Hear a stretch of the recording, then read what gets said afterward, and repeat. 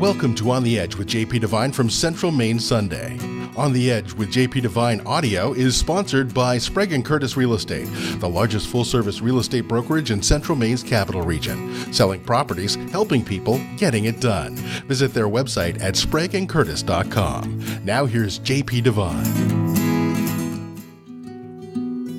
Breaking and disturbing news. It's not about collusion, wiretapping, Cohen versus Trump, fires and floods. It's worse. Listen to this. Just listen. The Boston Globe just reported that the Necco candy factory in Revere, Massachusetts, just went belly up, closed the doors, and laid off 230 workers. One worker reportedly shouted, "We heard we were supposed to be running until November 30th.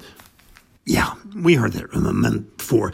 This is at the 171-year-old candy company that not only made Necco wafers, but also candy hearts that say things.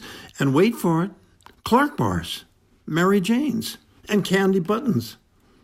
I'll bet you didn't know that over the years, Necco wafers became so popular that in 1913, famed Arctic explorer Donald McMillan gave them to Eskimo children on his journeys to the north. And in the 1930s, Admiral Byrd included 2.5 tons of Necco wafers in his supply list for a 2-year stay in Antarctic. Whew. Then, during World War II, the U.S. government requisitioned a huge ton of them for American soldiers serving in the war, as wafers didn't melt. And how about this? POTUS Trump has started throwing them out at his southern rallies instead of hats. Okay, I made that up. Someone sent me a text that says, 630 million Necco wafers are made each year. Placed edge to edge, they would go around the world twice. I'll bet somewhere along that route, they dropped a pile of them off in Central Maine and you and my childhood. Yeah, you betcha. Back in Maine, when we were still digging out from multiple blizzards, Round Hill Investments, who paid $17.3 million for the company, said, "We're very excited to acquire Necco's historic brands." Big companies always overuse that word. Excited? Really? Excited? Like you're going to get a new puppy?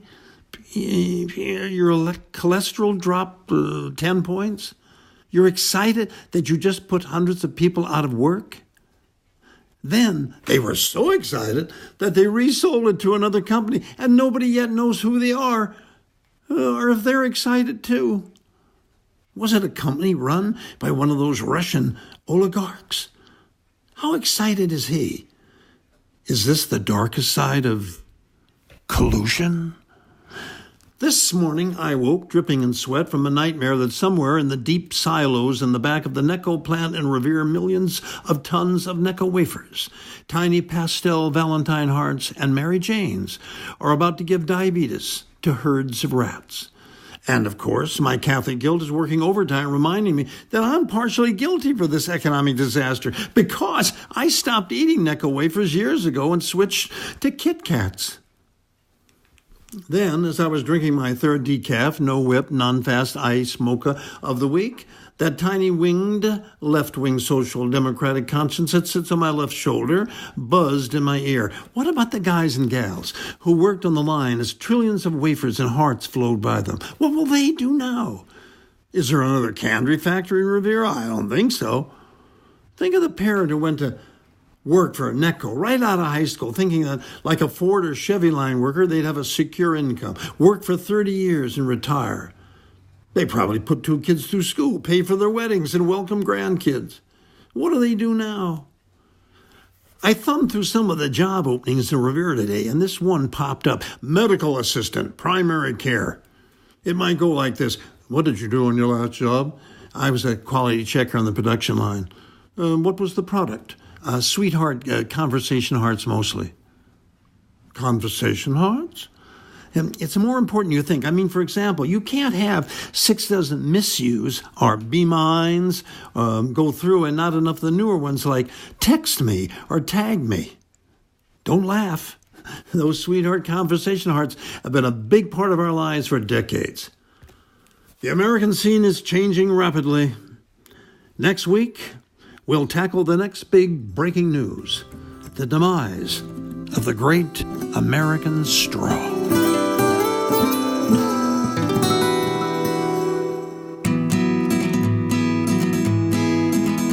Thanks for listening to On the Edge with JP Devine from Central Maine Sunday. On the Edge with JP Devine is sponsored by Sprague & Curtis Real Estate, the largest full-service real estate brokerage in Central Maine's capital region.